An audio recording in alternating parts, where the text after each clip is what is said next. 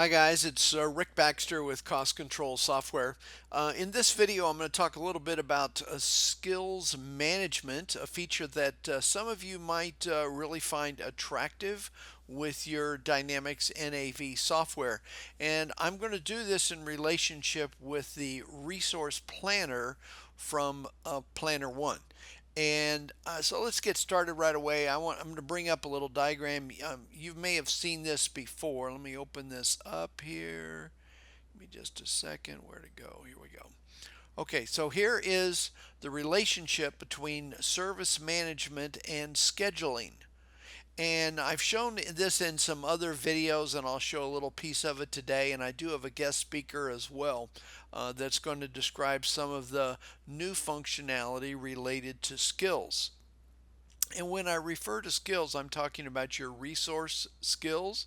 And you may or may not know about this, but there is a table within each of your resources that holds what skills a particular resource is able to do.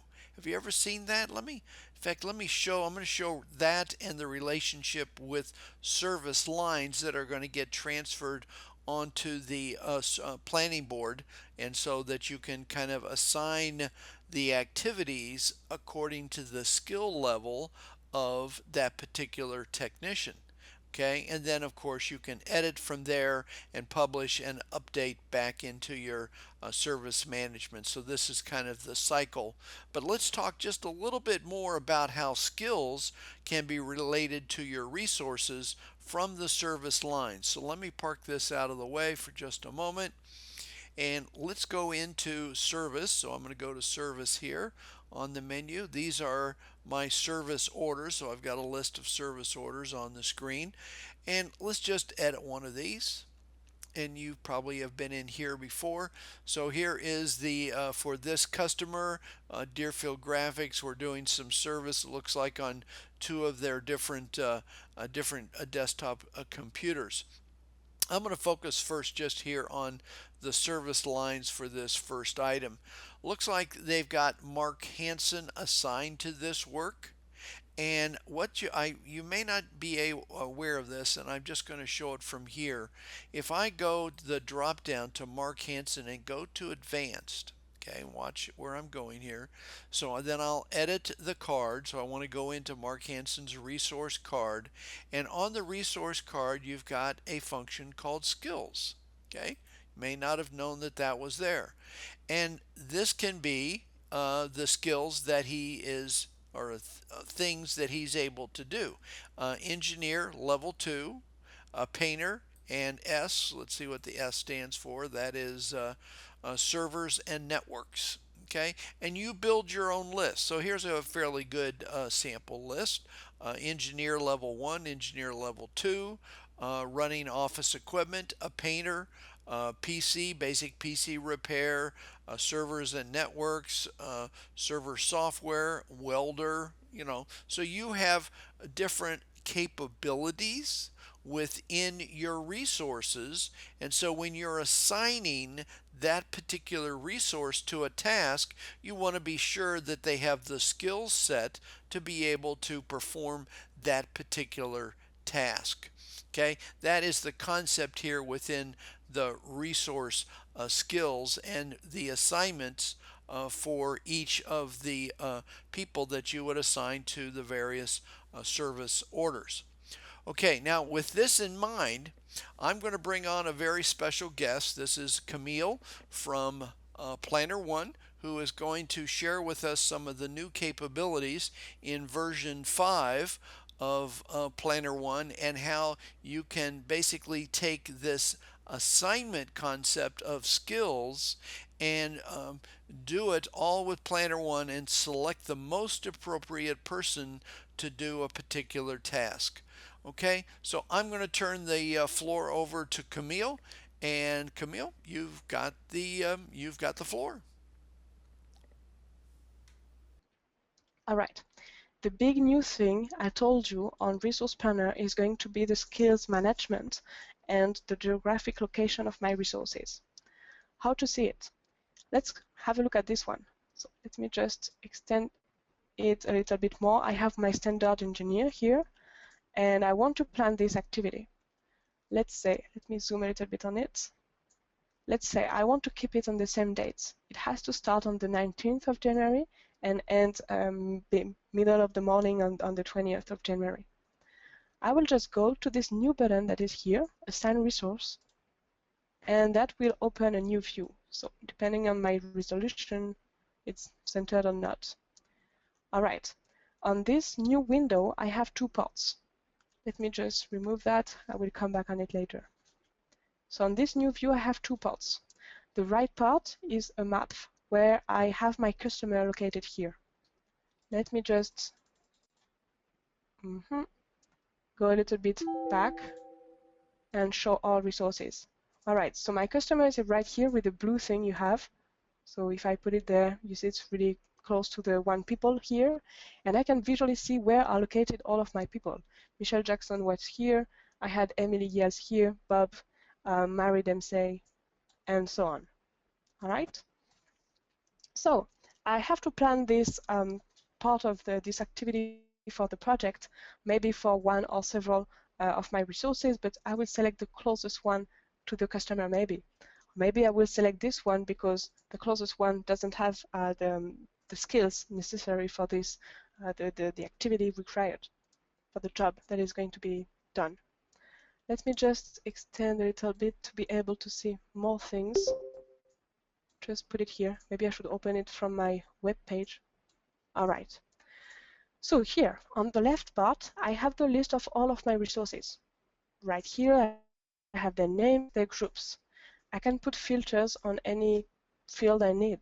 If I want all of my standard resources, I will have them, and I'm displaying only them.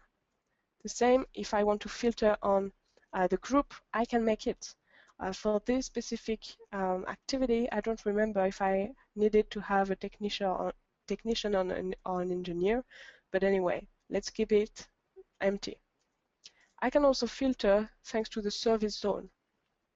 Basically, when I opened my window here, I had the X filter. Why? Just because my customer had the X symbol also in the service zone. So by default, we have the service zone of the customer. I can put several filters. If I say I would need someone belonging both to the S, to the X, and also to the W1, I will have only one. All right, so that's a combination of the several filters. I can put filters on the skills also.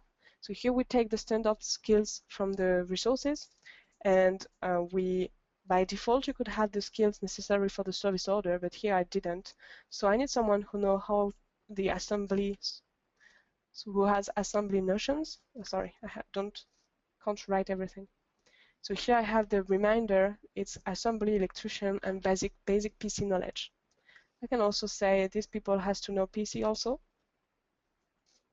and that would be great.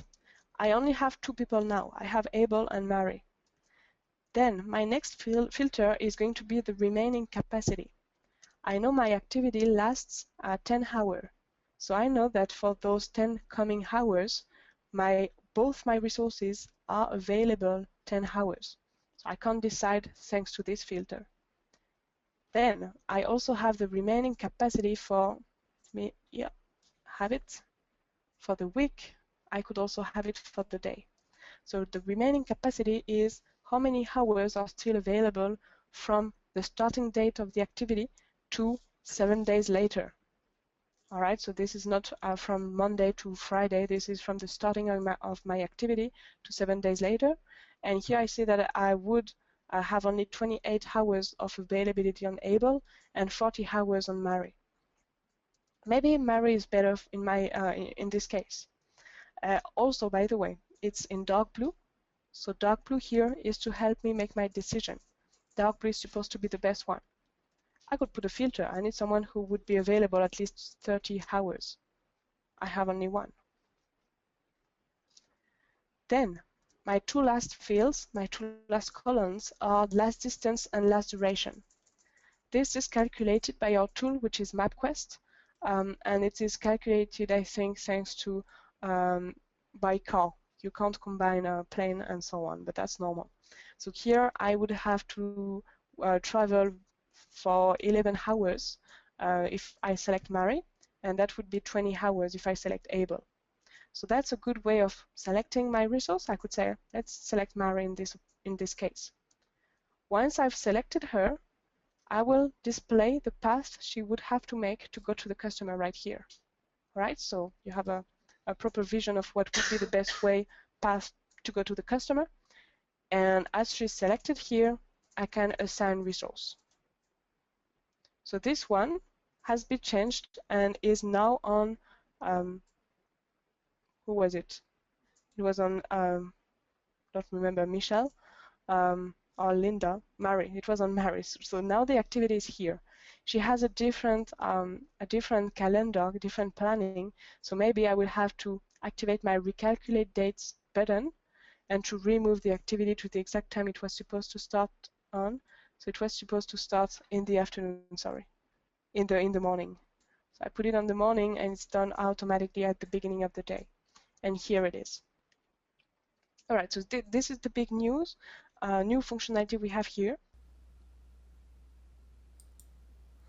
Okay, so thank you, Camille, for sharing the new version 5 release of Resource Planner with us. And for those of you that might have any kind of questions about how this might apply to your business, or if you would like a personal demonstration of this product where you can ask questions along the way, I'd certainly encourage you to click the link below and give us a call, and we'll set up a one-on-one meeting with you.